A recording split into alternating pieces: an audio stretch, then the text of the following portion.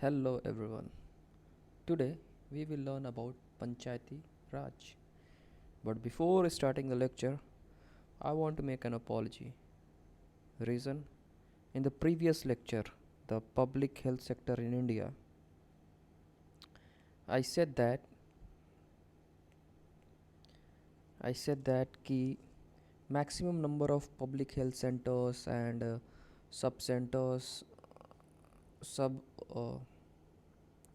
center maximum number of sub centers is in Rajasthan, and maximum number of public health center is Jammu Kashmir. No, maximum increase in number in sub centers and public health center is in Rajasthan and Jammu Kashmir respectively. With respect to the year 2005, the increase in the number of public health centers इन दोनों state में देखा जाता है. But if the question asked in a way कि maximum number of public health center till now it is in UP, उसके बाद second number पे Karnataka, Rajasthan and Maharashtra. But if question ask in maximum increase the number of public health center or sub center or community health center, then answer would be Rajasthan, Jammu Kashmir and UP. But so this is the mistake I did. I want to say sorry for that. Now come to the lecture. Now come to the today's lecture, which is पंचायती राज. पंचायती राज, अभी की पंचायती राज के हम minister जो cabinet minister हैं पंचायती राज के वो हैं गिरिराज सिंह. ये सेंटर के हैं. वहीं स्टेट के अपने भूपेंद्र सिंह चौधरी हैं जो कि पंचायती राज के स्टेट मिनिस्टर हैं. हम इस लेक्चर में देखेंगे कि हिस्ट्री में क्या रहा है पंचायती राज का सिस्टम, और इंडिपेंडेंस के ब्रिटिश टाइम में क्या क्या एफर्ट्स लिए गए थे, और आफ्टर इंडिपेंडेंस हमने क्या क्या किया है. Earlier panchayati raj is not new to India. Local governance is not new to India. It was part and parcel. हम गांव में रहते थे. विलेज लाइफ स्टाइल का एक बड़ा हिस्सा है पंचायती राज. हम सारे डिस्प्यूट, सारे चीज़ें हम 5 लोग एल्डर एंड और समझदार लोग 5 लोग मिलके सुलझा लेते थे. हमें पुलिस कोर्ट कचहरी की कोई ज़रूरत नहीं थी. It was the time of ancient India. Chola empire जो कि साउथ का केरला में था उस time, it was well famous for its local, मतलब कि एक प्रॉपर मैनर में, इंस्टीट्यूशनलाइज्ड मैनर में एक लोकल सेल्फ गवर्नमेंट के लिए फेमस था Chola empire. But as the time passes, Britishers came, they destroyed the local system. Or to administrate any king, any place, you need an authority. आपको एक power चाहिए. Power के लिए सेंट्रलाइजेशन इज़ वेरी इम्पॉर्टेंट, कि सब कुछ पूरा अखंड भारत एक हो. तो that is why for administration and for ruling Britishers ने ये सिस्टम को अब थोड़ा नेगलेक्ट किया.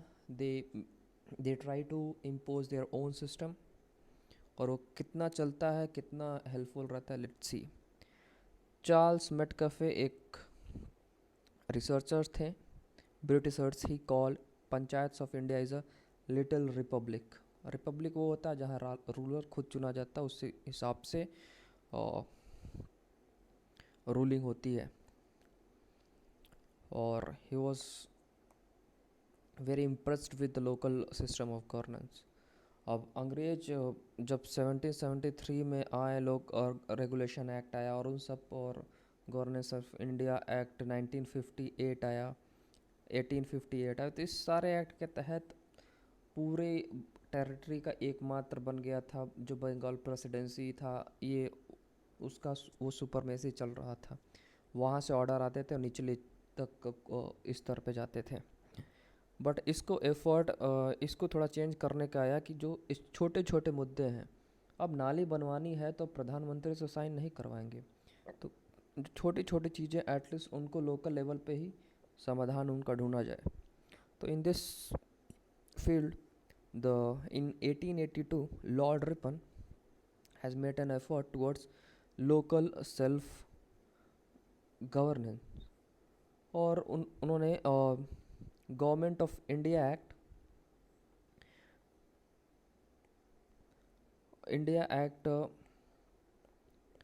Government of India resolution for local self government 1882 पास किया,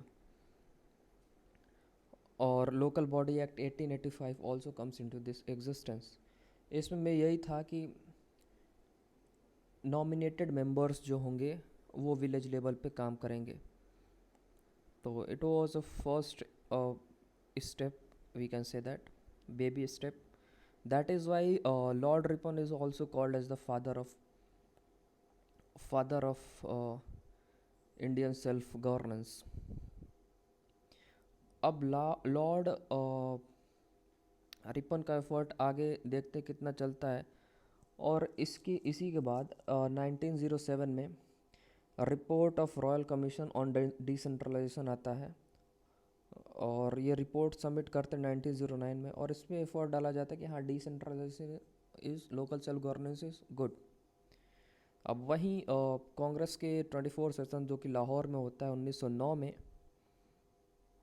उसमें अपील की जाती है कि इलेक्टेड लोकल बॉडीज़ होनी चाहिए। देखिए, लोकल बॉडीज़ जो अभी तक रिपन के एफर्ट से बना था, जो भी कुछ था, उसमें नॉमिनेटेड मेंबर थे, मतलब कि इलेक्टेड नहीं थे, सेलेक्टेड थे। तो इसमें कहा गया, अपील की गई कि नहीं, इलेक्टेड मेंबर होने चाहिए। और एक बड़ा चेंज आया मॉन्टेग्यू क्लेम्सफोर्ड रिफॉर्म 1919 में, जिसमें लोकल सेल्फ गवर्नमेंट को ट्रांसफर सब्जेक्ट में डाला गया। ट्रांसफर सब्जेक्ट में डालने का मतलब कि प्रोविंशियल जो गवर्नर है, प्रोविंसीज़ हैं, जो कि Madras, Bombay, north west, UP province है, बंगाल की प्रोविंसी, उड़ीसा की प्रोविंसी है, तो ये सारे प्रोविंसीज है, they can make their own rule related to that. वहाँ पे बड़ी अथॉरिटी से परमिशन लेने की ज़रूरत नहीं है, जैसे कि आज के डेट में स्टेट अपना खुद संभाल सकते हैं, वैसा कुछ। तो इससे अब इसी का एफर्ट देखने को मिलता है। ढेर सारे मद्रास प्रेसिडेंसी में सारे एक्ट आते हैं। It's not a very important, बस जान लेना ज़रूरी है। तो उसके बाद कुछ ज़्यादा बड़ा चेंज होता नहीं है टिल इंडिपेंडेंस। अब इंडिपेंडेंस पीरियड आता है। अब उस टाइम डिबेट थी centralisation versus decentralisation. Gandhi favour में थे सेंट्रलाइजेशन के, डिसेंट्रलाइजेशन के बाद जवाहरलाल नेहरू थे, सॉरी, गांधी फेवर थे डिसेंट्रलाइजेशन के, और जवाहरलाल नेहरू अदर बड़े लीडर सेंट्रलाइजेशन के फेवर में थे। और गांधी का मानना था Gram Swaraj is the best form of independence है। लेकिन नेहरू और बड़े लीडर्स का मानना था कि नहीं, हमें एक प्लानिंग के तहत चलना पड़ेगा, जहाँ ऊपर से नीचे से एफर्ट डालना है, ऊपर से पॉलिसी बनेगी और नीचे जाएगी। वहीं गांधी कहना था कि नहीं, नीचे अगर मूलभूत चीज़ें हो जाएंगी तो अपने आप वो ऊपर तक सही हो जाएंगी। तो इसी एफर्ट में एक एक एक्सपेरिमेंटल बेसिस पे CDP programme, community development programme, और उसी को एक्सटेंड करके ये कुछ ही डिस्ट्रिक्ट में था, तो ये कुछ ही डिस्ट्रिक्ट में उसको एक्सटेंड करके नेशनल एक्सटेंशन प्रोग्राम के तहत पूरे भारत में अपनाया गया। इसमें टोटल 55 प्रोजेक्ट्स हैं, एग्रीकल्चर से लेके एजुकेशन तक। And it the whole experiment was quite successful. तो इस सक्सेस को देखते हुए 1957 में बलवंत राय मेहता कमेटी बनाई जाती है to study the CDP programme and the national extension programme, और अपनी राय रखने की बात करते हैं। 1957 बनने के बाद 1959 में ये कमेटी अपनी रिपोर्ट रखती है, और अपनी रिपोर्ट में कहती है कि डेमोक्रेटिक डिसेंट्रलाइजेशन और लोकल पार्टिसिपेशन मतलब वो मोटा मोटी कहने का मतलब ग्राम पंचायत, ग्राम सभा is a very very part, very essential for the development of nation. और यही सिस्टम, यही में बात करती है थ्री टायर ऑफ गवर्नेंस की भी बात करती है इस कमेटी के रिपोर्ट में। इसमें डिस्ट्रिक्ट लेवल, दूसरा intermediary that is block level, और इस लोअर लेवल की है विलेज पंचायत। अब जैसे सीडीपी प्रोग्राम था, इसमें क्या था कि डिस्ट्रिक्ट्स को ब्लॉक में बांटा गया था। वीडियो तभी पोस्ट आई थी, और तभी और video was assisted by village officers, और ये पूरे प्लान को लागू करना था। तो बीडीओ और विलेज ऑफिसर्स पहले तो इसको वीडियो को भी इम्पोर्टेंस देने के साथ साथ जो विलेज ऑफिसर्स जो एज अ असिस्टेंट काम करते थे उनको और पावर देते हुए कहें कि 3 level of governance, 3 tyre of governance होनी चाहिए, उनका रिकमेंडेशन था। इनके रिकमेंडेशन को फॉलो करने में राजस्थान और आंध्र प्रदेश सबसे तेज़ निकले और फटाफट इस कमेटी के रिकमेंडेशन को अडॉप्ट किया और पंचायती राज सिस्टम को अपनाया, मॉडर्न टाइप का है जो। और वहीं 1959 के अंत तक आते हैं पंचायती राज एक्ट पास हुआ और मिड ऑफ 1960 ये पूरे भारत में ये मोटा मोटी तौर पे ये इस कमेटी की जो रिकमेंडेशन थी उसके बेसिस पे गवर्नेंस का जो सिस्टम था वो फॉलो होने लगा। अब क्या इससे रूरल डेवलपमेंट हुआ? सी, अब इस 1960 के बाद इंडिया का सिचुएशन ऐसा हो गया था कि इंडिया इस रूरल डेवलपमेंट और ये सारी चीज़ों पर फोकस ही नहीं कर पाया। रीज़न फॉर दैट 1961 में चाइना वार, 1965 में पाकिस्तान के साथ वॉर और ये फैमाइन भी आ गया इसी टाइम, बहुत ज़्यादा भारी लोड था। तो इसका हम देख सकते हैं मदर इंडिया में मूवी में रियल सिचुएशन दिखाई गई थी। उसी टाइम क्या कहते हैं, लाल बहादुर शास्त्री ने जय जवान जय किसान का नारा दिया था। तो ओवरऑल इंडिया की सिचुएशन इतनी वीक हो गई थी कि इस पर फॉलो करने का कुछ बचा ही नहीं था। हम इंपोर्ट कर रहे थे यूएसए से ग्रेन, तो कहाँ से कुछ होगा। तो इसीलिए इतना क्राइसिस, फूड क्राइसिस होने की वजह से हम ग्रीन रिवॉल्यूशन पे ज़्यादा फोकस करने लगे, एग्रीकल्चर इस पे इतना फोकस किया कि ये चीज़ें थोड़ी नेगलेक्ट हो गई और सोचे थे कि ग्रीन रिवॉल्यूशन के थ्रू हम पहले इस क्राइसिस से उभरे फिर आगे फोकस करें। तो green revolution is quite okay, हमने फूड क्राइसिस को काफ़ी कम किया और सेल्फ सफिशिएंट बने। फिर इस दिशा में लोकल सेल्फ गवर्नमेंट की दिशा में एक सबसे बड़ा बूस्ट है जब अशोक मेहता कमेटी बनी 1977 में। 1977 में अशोक मेहता का भी कमेटी का रिकमेंडेशन ये था कि जो भी ऑलरेडी जो हर जगह फॉलो हो रहा था उसमें ब्यूरोक्रेसी का बड़ा रोल था। जैसे बीडीओ बन गए, डीएम डिस्ट्रिक्ट लेवल पे था, तो इन सारे लोगों का इतना बड़ा हस्तक्षेप था कि ओवरऑल डेवलपमेंट में ये ही मेन कारण बन गए थे कबाब में हड्डी का। और जो प्रधान है, पंच है, उनका रोल घट गया था, उनका पावर ज़्यादा नहीं थी। तो बीडीओ का भी वो था, इन्फ्लुएंस था। इसीलिए ये कमेटी ने 2 लेवल ऑफ गवर्नेंस का रिकमेंडेशन दे दिया और ये मुख्य रिकमेंडेशन था, लेकिन रिकमेंडेशन एग्जीक्यूट नहीं हो पाया for blah blah blah reason. फिर उसके बाद बड़ी कमेटी आई GVK राव कमेटी, जो कि 1985 में बनती है और ये जिला परिषद डिस्ट्रिक्ट लेवल को स्ट्रेंथन करने की बात करते हैं। इन्होंने एक कहा था, ग्रास विदाउट रूट। हम पंचायत राज को सुदृढ़ करने की बात कर रहे हैं, लेकिन उसका कोई रूट ही नहीं, मतलब उसको कोई पावर नहीं, सारे पावर हम ब्यूरोक्रेट्स को दे दिए and that is the prime reason of failure of the जिस पंचायती राज सिस्टम। तो उनका ये कहना था। ओके, फिर उसके बाद सिंघवी कमेटी बचती है जो कि 1986 में, ये ग्राम सभा को इम्पोर्टेंस देते हैं और कहते हैं ग्राम सभा बननी चाहिए। और इसी के साथ ये न्याय पंचायत का भी रिकमेंडेशन करते हैं कि जो भी छोटे मोटे डिस्प्यूट है, लैंड डिस्प्यूट है या फिर मारा पीटी के डिस्प्यूट है, गांव लेवल पे ही क्यों ना ख़त्म कि क्यों कोर्ट्स का चक्कर काटे और कोर्ट्स में अर्जी और कोर्ट्स के ऊपर भार पड़ जाता है।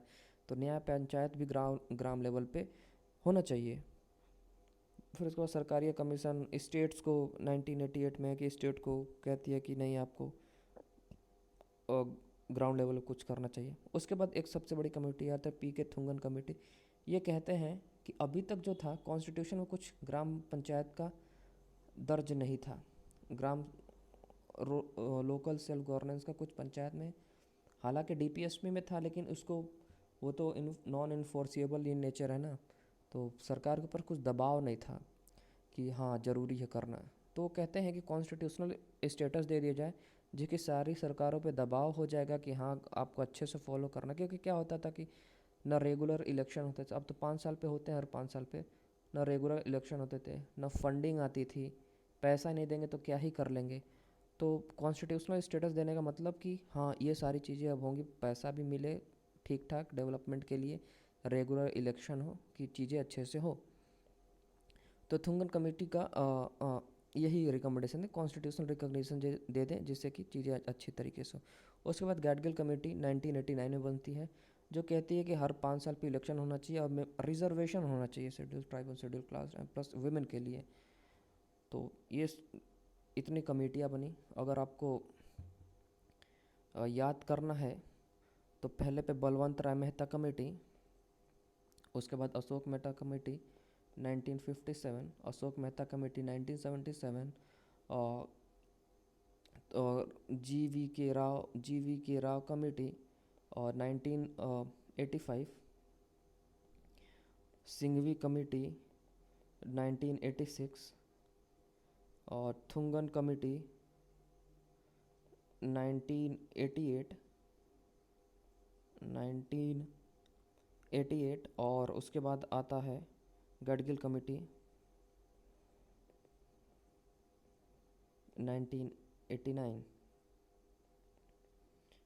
तो ये सारी है। देखिए पहले के 20 साल बाद ये आया BAGSTG। तो ऐसे याद कर सकते हैं BAGSTG। तो ऐसे अगर इतना याद हो गया तो यहाँ GV के राव कमेटी है, गडगिल कमेटी है। BAGST, BA पास करने के बाद आपको GST भरना पड़ेगा, BA के लिए भी GST, ऐसा कुछ याद कर सकते हैं। और इनका रिकमेंडेशन याद कर चाहिए, 3 टायर ऑफ गवर्नमेंट देते हैं, ये 2 टायर ऑफ गवर्नेंस का वो करते हैं। और GV के राव कमेटी तो कह देते हैं कि ग्रास विदाउट रूट और ब्यूरोक्रेसी का ही सबसे कारण है बेहाल होने का। सिंघवी कमेटी का रिकमेंडेशन होता है कि न्याय पंचायत और ग्राम सभा दोनों को इम्पोर्टेंस देते हैं। और थुंगन कमेटी तो कहती है कि कॉन्स्टिट्यूशनल स्टेटस दे दिया जाए। और गैडगिल कमेटी कहती है कि 5 साल प्लस रिजर्वेशन ऑफ सीट। तो ये सारा इनका समराइज कर दिए सारी कमेटियों के। उसके बाद आगे चलते हैं। इन सारे कमिटीज़ के रिकमेंडेशन के बाद जो भी ये कमिटीज़ कही थी उसको एक जगह डॉक्यूमेंट किया गया, जो कि कहलाया 73rd कॉन्स्टिट्यूशनल अमेंडमेंट एक्ट।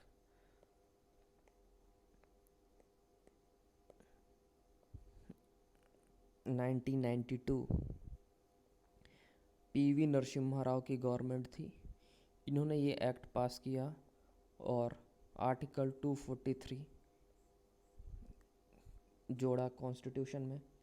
और कॉन्स्टिट्यूशनल स्टेटस हमारे ग्राम पंचायत को, ग्राम सभा को दिया। अब थोड़ा सेलिएंट फीचर देख लेते हैं क्या थे इसके। 243A में ग्राम सभा को डिफाइन किया गया। व्हाट इज़ ग्राम सभा? ऑल एडल्ट मेंबर, एडल्ट मतलब 18+ मेंबर ग्राम के जो होंगे वो ग्राम सभा के पार्ट होंगे। 3 टायर ऑफ गवर्नेंस मतलब ऊपर में जिला पंचायत, ब्लॉक पंचायत और ग्राम पंचायत 3 लेवल का होना चाहिए। और तीसरा कैरेक्टरिस्टिक क्या है? Reservation of seats. किसने रिकमेंड किया था रिजर्वेशन ऑफ सीट्स का? गैडगिल कमेटी ने। तो आर्टिकल 243D में, तो इसको याद कर सकते हैं, रिजर्वेशन ऑफ सीट आर्टिकल 243 तो है DRD। अगर ये भी पूछ दे तो उसके लिए याद करने का है R&D, research and development act कहते हैं, हर जगह यूज़ होता है ना, RD। Reservation of seats 243D में है। उसके बाद हाँ, कितना सीट रिज़र्व होगा? विमेन के लिए 1/3 है, ST/ST के लिए 1/3 नहीं है। जितना पॉपुलेशन करे से, मान लीजिए 100 लोगों में से SC/ST की पॉपुलेशन 20 है तो 20% of seats are reserve for SC/ST। अगर 30 है तो 30% seats. It depend on the population of SC/ST in that village और ग्राम क्षेत्र, ग्राम सभा।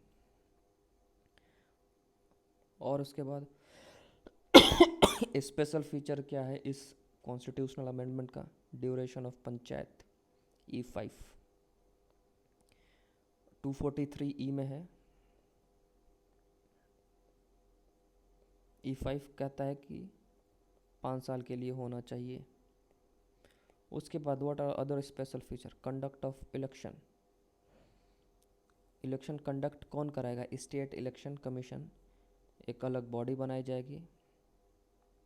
जैसे election commission of India central level के इलेक्शन को देखती है, वहीं लोकल लेवल के इलेक्शन को स्टेट इलेक्शन कमीशन बनाया जाएगा, जो कि 243K में है। इसको कैसे याद करेंगे?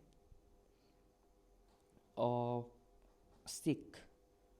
SIC के स्टेट इलेक्शन कमीशन के में, सिक मतलब बीमार, सिक। फाइनेंस कमीशन का भी, फाइनेंस कमीशन का काम क्या होता है कि ये प्रॉपर फंडिंग जो होता है, फंडिंग का डिस्ट्रीब्यूशन करते हैं।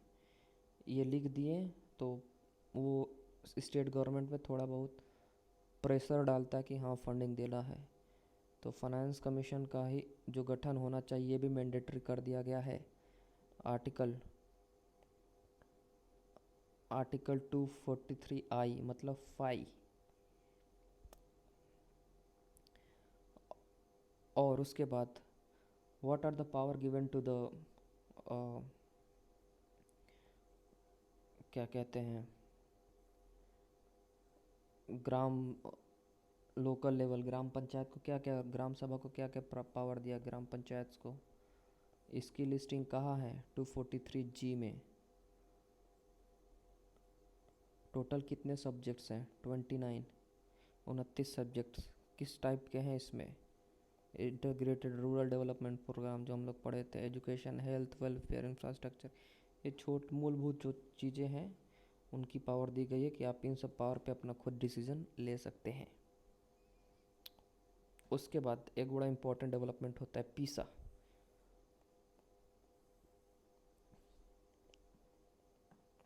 पीसा है कि panchayat extension to the schedule caste and schedule tribe area. ये कब आता है? 1996 में। ये किन पंचायतों पे अप्लाई होता है? Schedule tribal area of Andhra Pradesh, Bihar, Jharkhand, Gujarat, Himachal Pradesh, Maharashtra, Madhya Pradesh, Chhattisgarh, Orissa, Rajasthan. क्या है इसका मूलभूत कि क्या होता था कि पहले शेड्यूल्ड एरिया और govern by president plus governor, मतलब सेंटर के अंडर आता था, तो इसलिए इसकी ज़रूरत पड़ी थी। Next of the video we will see in other part.